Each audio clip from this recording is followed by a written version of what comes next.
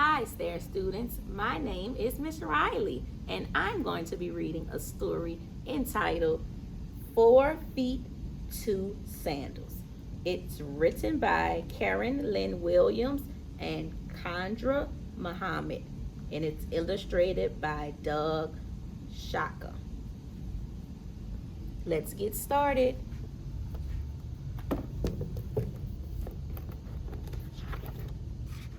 Miss Riley loves this book, by the way. Lena raced barefoot to the camp entrance, where relief workers threw used clothing off the back of a truck. Everyone pushed and fought for the best clothes. Lena squatted and reached, grabbing what she could. The crowd began to leave. In the dust at Lena's feet lay a brand new sandal. It was yellow with a blue flower in the middle, and when she slipped it on her foot, it fit perfectly. Lena was 10, but she had not worn shoes for 2 years. She looked around for the matching sandal.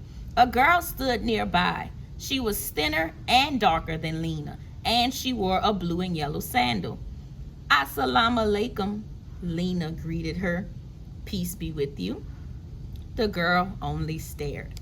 She was dressed in a shalwar kameez. Her feet were cracked and swollen, as Lena's had been when she first arrived in camp. Suddenly, the girl turned, taking the matching sandal with her. In the morning, Lena went to do the washing, wearing one beautiful sandal. She picked her way to the stream, careful to keep her sandal out of the filth. Her old shoes had been ruined on the many miles of walking from Afghanistan to Peshawar, the refugee camp in Pakistan.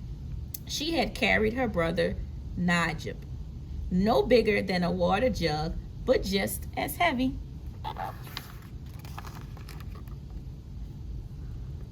When she looked up from her scrubbing, the girl from yesterday was standing over her. She wore one sandal that she bent over and removed.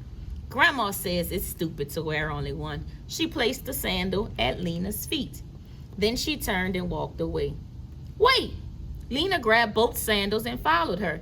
I am Lena. The girl turned slowly. I am Feroza. Lena held the sandals out. We can share. What good is one sandal for 2 feet?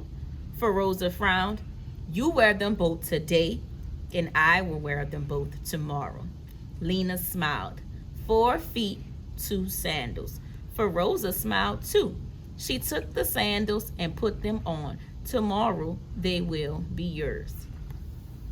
So, right now, the girls have decided to share the sandals. One will wear one day, and then on the next day, they will switch. So let's see how sharing the sandals will go. The 2 girls greeted each other as they carried their jugs for water the next day. Lena put the sandals on, and they waited together in the long line. Everyone in camp was waiting for a new home. Mama went to meetings about being resettled. The girls stayed in Lena's tent with Asmatu and Najib. They were careful to keep the sandals away from the 2 boys, for Asmatu wanted to pull at the flowers and Najib wanted to chew on them. My father and sister were killed in the war, Lena told her friend. Mama and I had to run with Asmatu and Najib in the night. Feroza nodded and 2 tears ran down her cheek. I have only my grandmother now.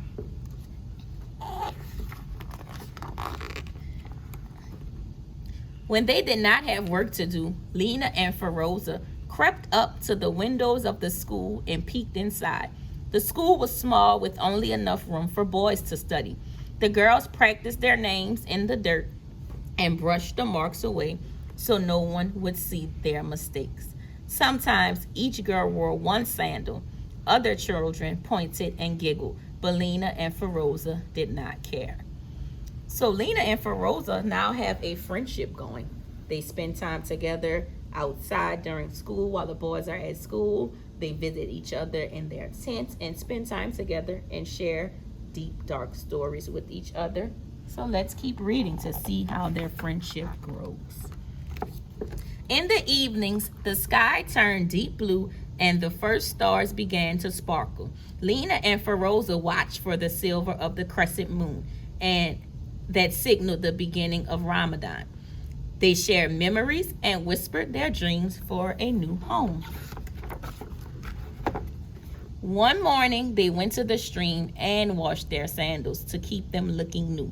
Lena, come quick, Feroza's grandmother called. Your mother says your name is on the list.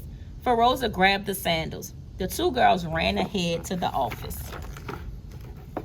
Lena stood on tiptoes and squinted at the sign. Mama's name, it's here. We are going to America.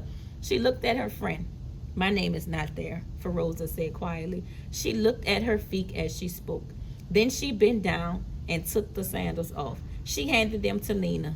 You cannot go barefoot to America. Feroza gave Lena a hug.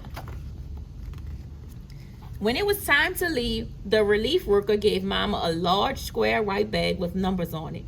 All of your important papers are in this bag, he said. Feroza and her grandmother came to say goodbye. Lena pointed at her feet. Look, Mama, saved her new sewing money. She has bought us shoes for America. Real shoes. Feroza admired the new black leather.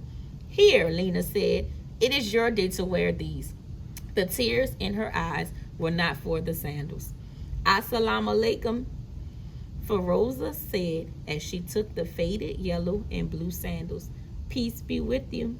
Lena followed the others to the bus. So the girls are pretty sad because they know they are about to separate. Wait, Feroza called as she ran to her friend. You must keep one. She handed Lena one sandal. What good is one sandal? It is good to remember. Feroza held up the other sandal. 4 feet, 2 sandals. Lena felt the tears make a trail down her cheek. She slipped the sandal into her bag and climbed on the bus. Feroza ran alongside as the bus began to move. Lena leaned out the window. We will share again in America, she called. The end. Did you all enjoy 4 Feet, 2 Sandals after reading this book? You can give a thumbs up or a thumbs down if you liked or disliked this book. Another question that I want to ask is, where do you think the setting of this book was? We talked about it in the story, and I want to know if you all remember where the people are in this book. The last question is, did you like the main character, Lena or Feroza? Or who did you like more? Thanks for watching.